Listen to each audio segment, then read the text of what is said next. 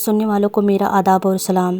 جو کہانی آج میں آپ لوگوں کو سنانے جا رہی ہوں وہ کوئی من گھڑت افسانہ نہیں ہے۔ یہ میری زندگی کا وہ حصہ ہے جسے یاد کر کے آج بھی میرے ہاتھ کانپنے لگتے ہیں۔ میرا نام نائرہ فاطمہ ہے۔ یہ واقعہ سال 2008 کا ہے۔ اس وقت میری عمر تقریباً 22 سال تھی اور میں اپنے والد کے ساتھ لاہور کے قریب ایک چھوٹے سے قصبے میں رہتی تھی۔ میری امی کا انتقال 11 سال کی عمر میں ہی ہو گیا تھا۔ اس کے بعد ابو نے دوسری شادی کر لی۔ نئی امی بری عورت نہیں تھیں مگر وہ ہماری بھی نہیں تھی۔ گھر میں سب کچھ تھا، مکان، کھانا، کپڑے، لیکن جو نہیں تھا وہ تھا میرا وجود۔ میں زیادہ تر خاموش ہی رہتی تھی اور تنہائی میری عادت بن چکی تھی۔ ایک دن ہمارے دور کے رشتہ داروں کی شادی تھی۔ شادی والا گھر بہت پرانا تھا اور اس کے بالکل سامنے ایک بند حویلی تھی۔ لوگ کہتے تھے وہ حویلی برسوں سے خالی ہے، کوئی وہاں ٹک نہیں پاتا۔ اس دن موسم عجیب تھا، آسمان پر کالے بادل چھائے ہوئے تھے اور شام ہوتے ہوتے بارش زوروں سے برسنے لگی۔ شادی میں مہمان زیادہ تھے اور جگہ کم پڑ گئی تو کچھ لوگوں کو اسی بند حویلی میں ٹھہرانے کا فیصلہ ہوا۔ سب منع کر رہے تھے لیکن نہ جانے کیوں میرا دل اسی طرف کھینچ رہا تھا۔ حویلی کا دروازہ کھولتے ہی ایک عجیب سی ٹھنڈک محسوس ہوئی، جیسے کوئی اندر سے میرے آنے کا انتظار کر رہا ہو۔ اس کے آنگن میں ایک بہت پرانا نیم کا پیڑ تھا۔ اس کی جڑیں زمین سے باہر نکلی ہوئی تھی اور اس کی شاخائیں زمین کو چھو رہی تھی۔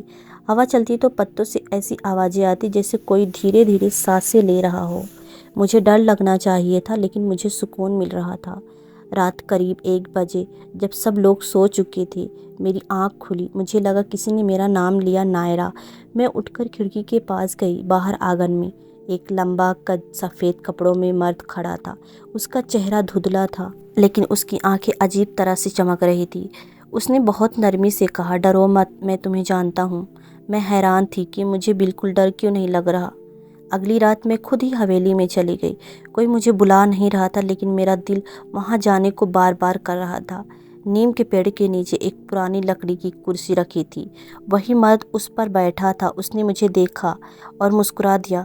اس کی مسکراہٹ میں کچھ ایسا تھا جو دل کو سکون دیتا اور روح کو بے چین کرتا۔ اس نے کہا، تم بہت اکیلی ہو اور میں بھی۔ پھر بارش شروع ہو گئی۔ اس رات کے بعد میرے ساتھ عجیب باتیں ہونے لگی۔ مجھے لگتا کوئی میرے کمرے میں چلتا، کوئی میرے بالوں کو چھوتا اور نیند میں مجھ سے کوئی باتیں کرتا۔ میں آئینے میں دیکھتی تو اپنی آنکھوں میں عجیب سی چمک محسوس کرتی۔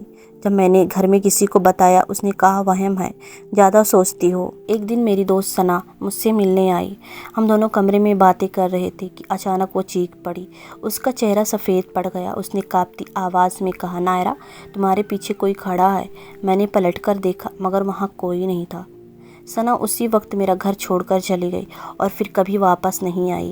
آخرکار میں ایک عالم کے پاس گئی۔ انہوں نے میرا حال سنا اور حساب لگایا۔ پھر انہوں نے کہا، تم پر ایک جن عاشق ہے، اس کا نام ظاہر ہے۔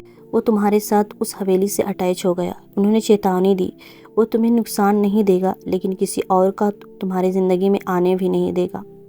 جب اس پر پڑھائی شروع ہوئی تو اس رات ظاہر پہلی بار پوری طاقت کے ساتھ سامنے آیا۔ اس کی آواز اب انسانی نہیں تھی، تو میری ہے اور میری ہی رہے گی۔ کمرے کی دیواریں کانپ رہی تھی۔ مجھے لگا جیسے کوئی میری روح کو کھینچ رہا ہو۔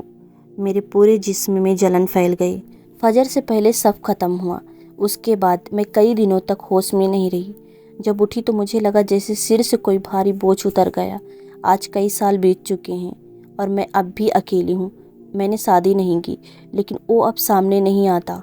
مگر آج بھی جب بارش ہوتی ہے اور ہوا چلتی ہے تو مجھے نیم کے پتوں کی آواز میں اس کی سرگوشی سنائی دیتی ہے۔ میں ابھی بھی یہیں ہوں۔ یہ کہانی جن کی نہیں ہے، یہ کہانی تنہائی کی ہے جو انسان کی ایسی چیزوں کے قریب لے جاتی ہے جن سے دور رہنا چاہیے۔ اگر آپ بھی اکیلے ہیں تو کسی اپنوں سے بات کریں۔ خاموشی ہر بار سکون نہیں دیتی۔